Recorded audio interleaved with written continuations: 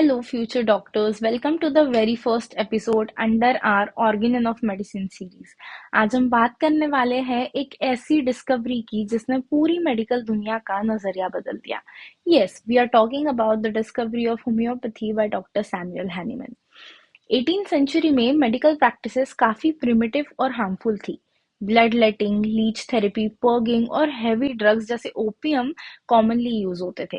Patient को ठीक करने के बजाय उन्हें और ज्यादा सफरिंग होती थी इसके वजह से. सो डॉक्टर हैनीमैन, जो एक हाईली एजुकेटेड जर्मन फिजिशियन थे, was deeply disturb by this, और उन्होंने कहा, this is not healing, this is harming.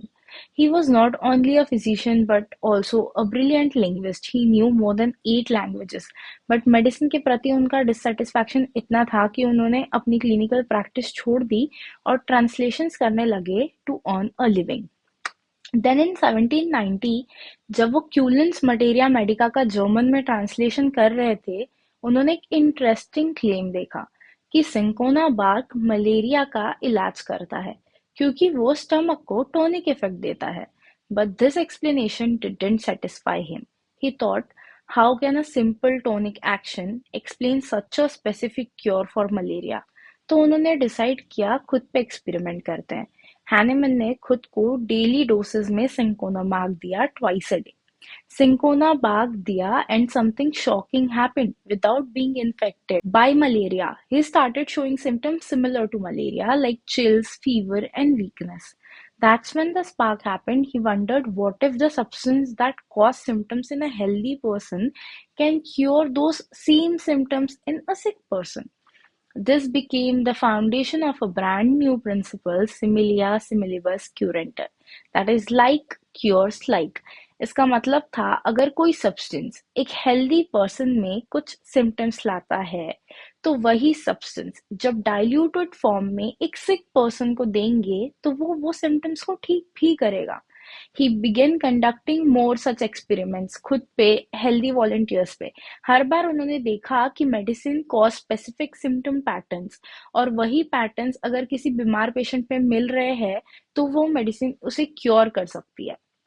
This led him to the revolutionary idea कि हम मेडिसिन को उनके symptoms producing ability के basis पे select करें. This wasn't just a treatment method, it was a completely new system of healing. Then in 1796, after 6 years of rigorous experiments, Hahnemann ने अपना पहला scientific paper publish किया. An essay on a new principle for ascertaining the curative power of drugs. This year, 1796, is considered the official birth of homeopathy.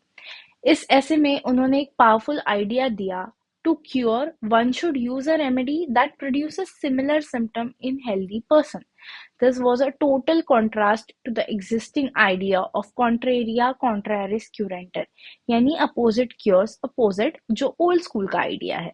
Homeopathy ने कहा, no similar cures similar.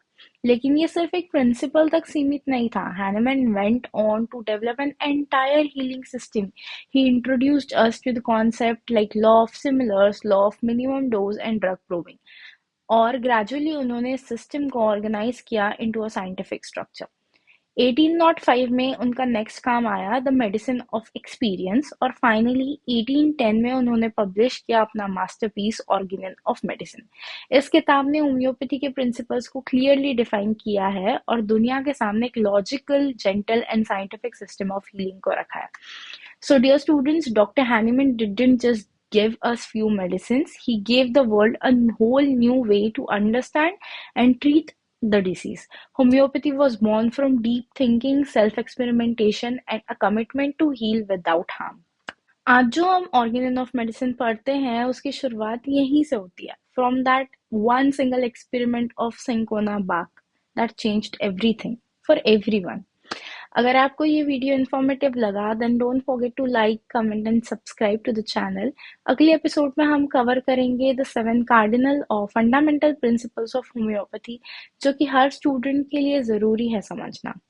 Also press the bell icon so you don't miss the next video, and keep learning with clarity, curiosity and confidence. Till that, bye.